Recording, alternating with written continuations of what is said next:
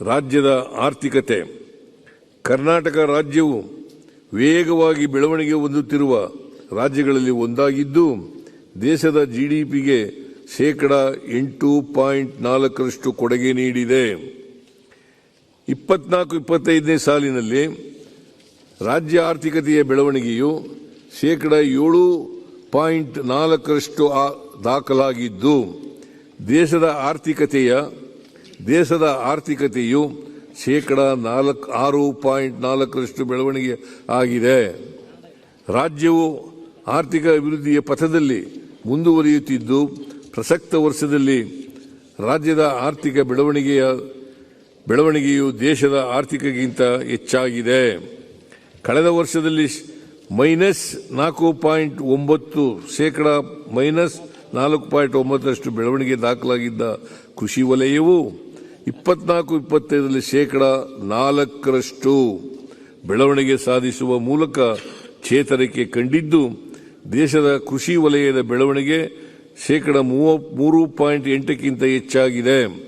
ಮುಂಗಾರು ಬಿತ್ತನೆಗೆ ಸರ್ಕಾರದ ಸಕಾರಾತ್ಮಕ ಕ್ರಮಗಳೊಂದಿಗೆ ಉತ್ತಮ ಮುಂಗಾರು ಮತ್ತು ಜಲಾಶಯಗಳು ಭರ್ತಿಯಾದ್ದರಿಂದ 24-25ನೇ ಸಾಲಿನಲ್ಲಿ ಕೃಷಿ ವಲಯದಲ್ಲಿ ಒಳ್ಳೆಯ ಬೆಳವಣಿಗೆ ಸಾಧಿಸಲು ಕಾರಣವಾಗಿದೆ. ರಾಜ್ಯ ಸರ್ಕಾರವು ರೈತರ ಕಲ್ಯಾಣ ಉದ್ದೇಶಿತ ಯೋಜನೆಗಳಿಗೆ ವಿವಿಧ ಇಲಾಖೆಗಳಿಗೆ ಕಳೆದ ವರ್ಷ 44,000 ಕೋಟಿ ನೀಡಲಾಗಿತ್ತು. ಪ್ರಸಕ್ತ ವರ್ಷದಲ್ಲಿ ಒಟ್ಟು 51,339 ಕೋಟಿ ರು ಅನುದಾನವನ್ನು ನೀಡಿದೆ. ಕೈಗಾರಿಕಾ ವಲಯದಲ್ಲಿ ಹೂಡಿಕೆ ಸ್ನೇಹಿ ವಾತಾವರಣವನ್ನು ನಿರ್ಮಿಸುವಲ್ಲಿ ಕರ್ನಾಟಕವು ನೆಚ್ಚಿನ ರಾಜ್ಯವಾಗಿದೆ. ನಮ್ಮ ಸರ್ಕಾರವು ಹೆಚ್ಚಿನ ಉದ್ಯೋಗವನ್ನು ಸೃಷ್ಟಿಸುವುದರೊಂದಿಗೆ ಕೈಗಾರಿಕಾ ಮತ್ತು ಉತ್ಪಾದನಾ ವಲಯದ ಸಮಗ್ರ ಅಭಿವೃದ್ಧಿಗೆ ಬದ್ಧವಾಗಿದೆ. ರಾಜ್ಯ ಸರ್ಕಾರವು ಕೈಗಾರಿಕಾ ನೀತಿ 2025-30ಕ್ಕೆ ಚಾಲನೆ ನೀಡಿದ್ದು, ಇದು 2030ರ ವೇಳೆಗೆ ಉತ್ಪಾದನಾ ವಲಯದಲ್ಲಿ ಶೇಕಡಾ 12 ವಾರ್ಷಿಕ ಬೆಳವಣಿಗೆಯನ್ನು ಸಾಧಿಸುವುದರೊಂದಿಗೆ 20 ಲಕ್ಷ ಉದ್ಯೋಗಗಳನ್ನು ಸೃಜಿಸುವ ಗುರಿ ಹೊಂದಿದೆ. 24-25ನೇ ಸಾಲಿನಲ್ಲಿ ಕೈಗಾರಿಕಾ ವಲಯವು ಶೇಕಡಾ 5.8 ಬೆಳವಣಿಗೆ ಸಾಧಿಸಿದೆ. ರಾಜ್ಯಕ್ಕೆ ಹೆಚ್ಚಿನ ಹೂಡಿಕೆಗಳನ್ನು ಆಕರ್ಷಿಸುವ ಉದ್ದೇಶದಿಂದ ಒಟ್ಟು 13,692 ಕೋಟಿ ರು ಆರ್ಥಿಕ ನೆರವು ಮತ್ತು ಸಹಾಯಧನವನ್ನು ಒದಗಿಸಲು ಸರ್ಕಾರವು ಸಮ್ಮತಿಸಿದೆ. ಕರ್ನಾಟಕದ ಆರ್ಥಿಕತೆಯಲ್ಲಿ ಸೇವಾ ವಲಯದ ಕೊಡುಗೆಯೂ ಪ್ರಮುಖವಾಗಿದ್ದು, ಒಟ್ಟು ಮೌಲ್ಯವರ್ಧನೆಯಲ್ಲಿ ಸೇವಾ ವಲಯಗಳ ಪಾಲು ಶೇಕಡಾ 66ರಷ್ಟಿದೆ. 2024-25ನೇ ಸಾಲಿಗೆ ರಾಜ್ಯದಲ್ಲಿ ಸೇವಾ ವಲಯವು ಗಣನೀಯವಾಗಿ ಬೆಳವಣಿಗೆಯಾಗಿದ್ದು, ಶೇಕಡಾ 8.9 ಬೆಳವಣಿಗೆ ದಾಖಲಿಸುವ ಮೂಲಕ ದೇಶದ ಆರ್ಥಿಕತೆಯಲ್ಲಿನ ಸೇವಾ ವಲಯದ ಬೆಳವಣಿಗೆ 7.2 ಶೇಕಡಾ ಹೆಚ್ಚಾಗಿದೆ. ಆರ್ಥಿಕ ಬೆಳವಣಿಗೆ ಮತ್ತು ಹೆಚ್ಚಿನ ಉದ್ಯೋಗಾವಕಾಶಗಳನ್ನು ಸೃಜಿಸಲು ಸರ್ಕಾರವು ಮಾಹಿತಿ ತಂತ್ರಜ್ಞಾನ, ಪ್ರವಾಸೋದ್ಯಮ, ಜೈವಿಕ ತಂತ್ರಜ್ಞಾನ ಸೇರಿದಂತೆ ಕೈಗಾರಿಕೆ ಮತ್ತು ಸೇವಾ ವಲಯಗಳಿಂದ ಹಲವು ನೀತಿಗಳನ್ನು ಜಾರಿಗೆ ತಂದಿದೆ. ಈ ನೀತಿಗಳು ಮಾನವ ಸಂಪನ್ಮೂಲವನ್ನು ಸಮರ್ಥವಾಗಿ ಬಳಸುವುದರ ಜೊತೆಗೆ ರಾಜ್ಯದ ವಿವಿಧ ಕ್ಷೇತ್ರಗಳ ನೆಚ್ಚಿನ ಹೂಡಿಕೆಗಳನ್ನು ಉತ್ತೇಜಿಸಿದೆ. ಸರ್ಕಾರವು ಜಾರಿಗೆ ತಂದಿರುವ ಈ ನೀತಿಗಳಿಂದ ರಾಜ್ಯದಲ್ಲಿ ಅಂದಾಜು 1 ಲಕ್ಷ ಕೋಟಿ ರು ಹೂಡಿಕೆಯನ್ನು ನಿರೀಕ್ಷಿಸಲಾಗಿದೆ. ಈ ಉದ್ದೇಶಕ್ಕೆ ಸರ್ಕಾರವು 13,500 ಕೋಟಿ ರು ಸಹಾಯಧನ ಮತ್ತು ಆರ್ಥಿಕ ನೆರವು ಸಹಮತಿಸಿದೆ. ನಮ್ಮ ಸರ್ಕಾರವು ಆರ್ಥಿಕತೆಯ ಬೆಳವಣಿಗೆಗೆ ಹೆಚ್ಚಿನ ಪ್ರಾಶಸ್ತ್ಯ ನೀಡಿದ್ದು, 24-25ರ ಡಿಸೆಂಬರ್ ಅಂತ್ಯದವರೆಗೆ $4.4 ಬಿಲಿಯನ್ ಮೌಲ್ಯದ ವಿದೇಶಿ ಹೂಡಿಕೆಗಳನ್ನು ಆಕರ್ಷಿಸುವ ಮೂಲಕ ದೇಶದಲ್ಲಿಯೇ 3ನೇ ಸ್ಥಾನದಲ್ಲಿದೆ. ರಾಜ್ಯದ ಹಣಕಾಸು ಪರಿಸ್ಥಿತಿ. ಕರ್ನಾಟಕ ರಾಜ್ಯವು ಸುಸ್ಥಿರ ಋಣ ನಿರ್ವಹಣೆ ಮತ್ತು ವಿತ್ತೀಯ ಶಿಸ್ತು ಪಾಲಿಸುವ ಮೂಲಕ ವಿತ್ತೀಯ ಹೊಣೆಗಾರಿಕೆಯನ್ನು ಉತ್ತಮವಾಗಿ ನಿಭಾಯಿಸಿದೆ. ನಮ್ಮ ರಾಜ್ಯದಲ್ಲಿ ವಿತ್ತೀಯ ಹೊಣೆಗಾರಿಕೆ ಅಧಿನಿಯಮವನ್ನು ಕೇಂದ್ರ ಸರ್ಕಾರವು ಅನುಷ್ಠಾನಕ್ಕೆ ತರುವ ಮುನ್ನವೇ ಜಾರಿಗೆ ತರಲಾಯಿತು. ಅಲ್ಲದೆ ರಾಜ್ಯದ ಒಟ್ಟು ಹೊಣೆಗಾರಿಕೆಗಳಲ್ಲಿ ಆಯವ್ಯಯದ ಹೊರಗಿನ ಸಾಲಗಳನ್ನು ಪರಿಗಣಿಸಿದ ಮೊದಲ ರಾಜ್ಯ ಕರ್ನಾಟಕ.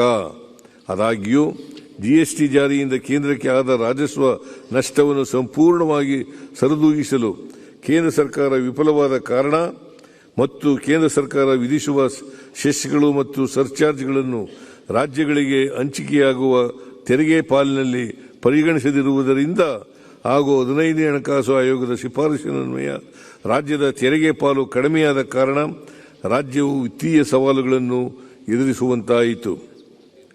15ನೇ ಹಣಕಾಸು ಆಯೋಗದ ಶಿಫಾರಸಿನ ಅನ್ವಯ ತೆರಿಗೆ ಹಂಚಿಕೆಯಲ್ಲಿ ಅತಿ ಹೆಚ್ಚು ನಷ್ಟವನ್ನು ಅನುಭವಿಸಿದ ರಾಜ್ಯ ಕರ್ನಾಟಕ.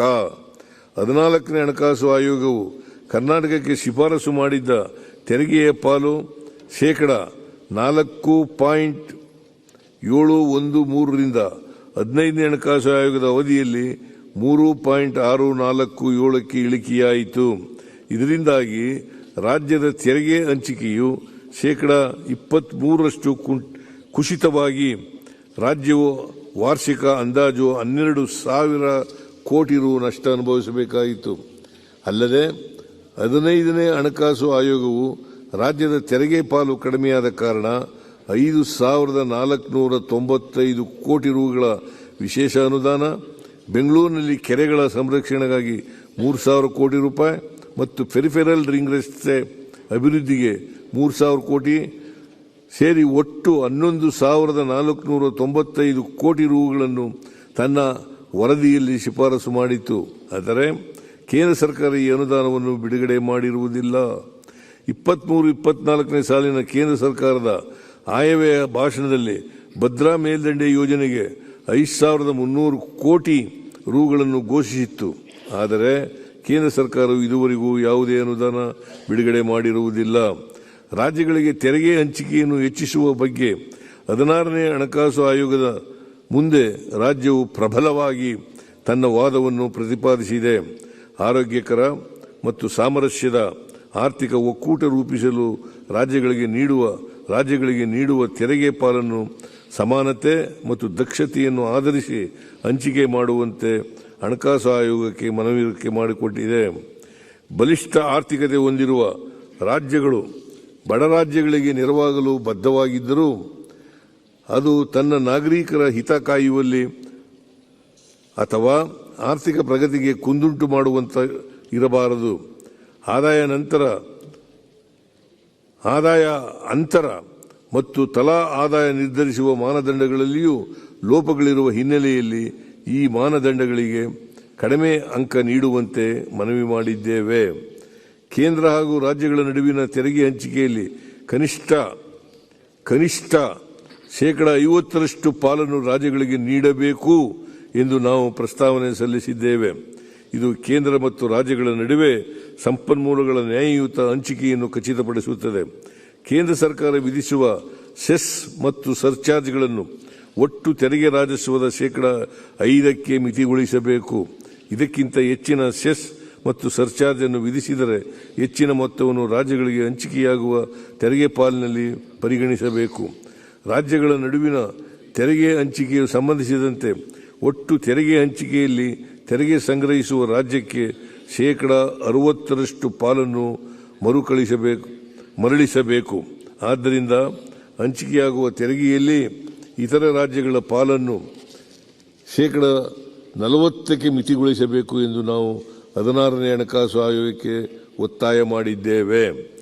ಈ ಸವಾಲುಗಳ ನಡುವೆಯೂ ರಾಜ್ಯದ ಸರ್ಕಾರದ ಸಂಪನ್ಮೂಲ ಕ್ರೋಢೀಕರಣ ಕ್ರಮಗಳಿಂದ ರಾಜಸ್ವ ಸ್ವೀಕೃತಿಗಳು ಉತ್ತಮ ಬೆಳವಣಿಗೆಗಳನ್ನು ಸಾಧಿಸಿದ್ದು ರಾಜ್ಯದ ಅಭಿವೃದ್ಧಿ ಕುರಿತ ನಮ್ಮ ದೂರದೃಷ್ಟಿಯ ಯೋಜನೆಗಳನ್ನು ಸಾಕಾರಗೊಳಿಸಲು ಸಾಧ್ಯವಾಗಿದೆ.